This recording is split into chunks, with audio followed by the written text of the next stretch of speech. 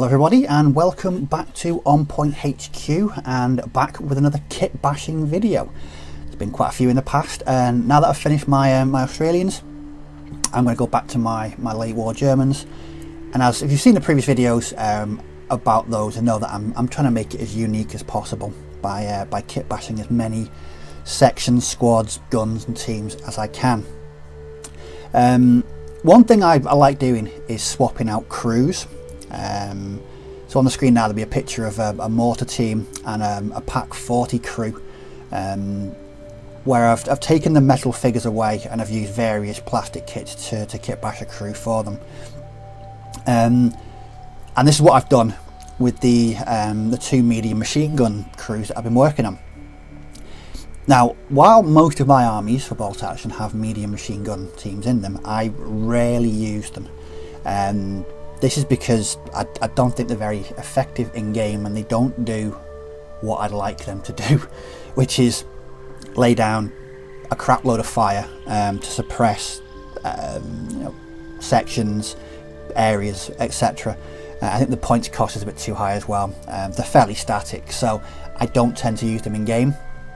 But I kind of like the models. They're kind of iconic, especially if you're a German player.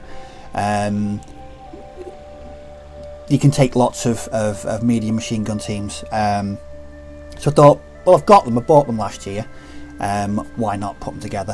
Whether I'll use them or not, I don't know. They could come in handy in the future, but let's see. So I went out and bought a Fallschirmjager one and an SS one, and having looked at the crews, they're always going to be replaced. I was suitably unimpressed with the actual crew models.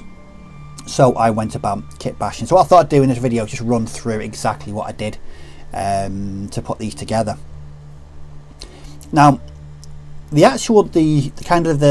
machine gun firer and the assistant, they're really easy to do, and I'm not going to really spend too much time on them. They would just basically Grenadier bodies and Fallschirmjager bodies with a combination of Grenadier and US Marine Corps arms added. Not an awful lot of work went into them. They were pretty easy, and I didn't really put much thought into them, so I'm not going to really focus on them. The biggest thing for me was the actual loader, so the dudes holding the ammunition belts. So what I'm going to do now is, first of all, I'm going to concentrate on the Grenadier one, as this was a bit more involved. Now what you'll see is I actually put this together using a body. It's actually the prone body from the US Marine Corps box. Now what I liked about this is, from a distance, it's very generic. It could be anyone. Because the main thing for me as well is the gaiters on between the trousers and the boots were quite short compared to other models. So all I did was get a craft knife and kind of hack them down a bit to make them look like kind of low ankle German gaiters. I think it's worked quite well. And then covered the belt in lots of equipment. There'll be some photographs on screen now just to show you the parts that I've used, and also what this looks like on the actual loader itself. And just by adding a German head, German equipment, and hiding that kind of distinctive American belt, it looks like a late war German soldier. The arms took a bit more getting used to, or a bit more work to make them look like a Wandem suit. I wanted it to look like he was feeding the ammunition into the machine gun. So what I did, again, there's going to be a couple of pictures on screen now, the actual arms that I used. And the first arm, both arms from the American, the US Marine Corps box.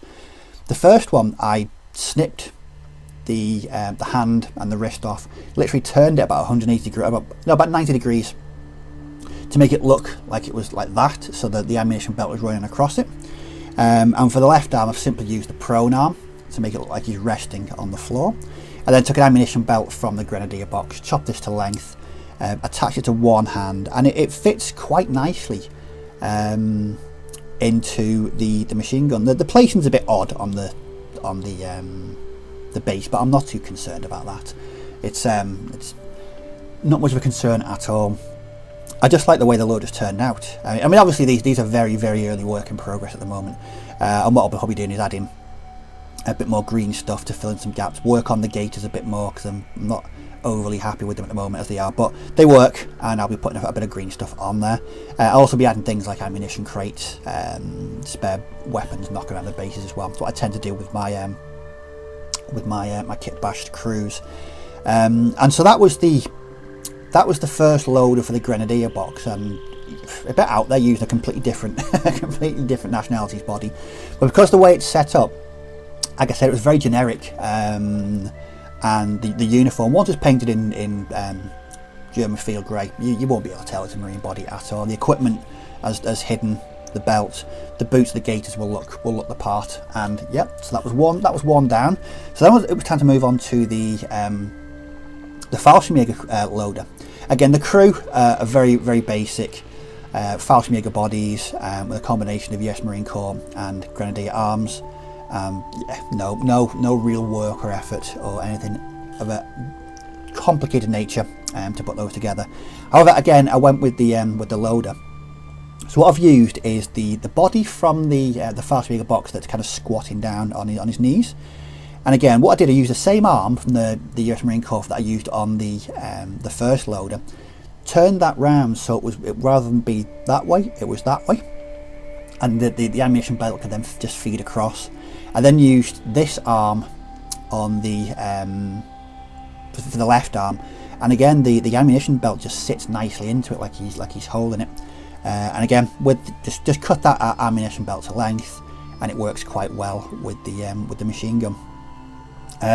Yeah, all in, not an awful lot of time went into putting these together, but the results have given me what I wanted, which was again two uniquely based crews that were completely personalised to my army.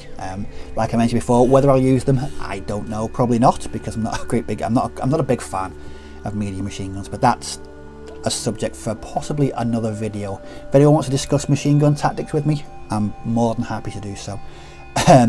But they were finished. Like I said, what I'll do is I'm going to need to go in a bit more, tidy up some mould lines, fill in a couple of gaps with green stuff. But that's the crews finished in no time at all, and it's given me exactly what I wanted, which was two very unique, personalised machine gun teams that nobody else will have, unique to my army, and kit bashed, which is what I'm trying to do with all my late war Germans. If you've got any questions or comments about how I put these together, feel free to leave any comments below in the comment section, and I'll certainly respond to any comments and questions about these. I love talking about kit bashing. It's really one of the reasons I do the hobby. It's what, especially with the late war Germans, they're so versatile and you can use so many kits in putting these together. It's really good to work on these. But I hope you found the video interesting. Thanks for watching, and as always, take care, may your dice roll well, and I'll catch you all in the next video. Bye bye for now.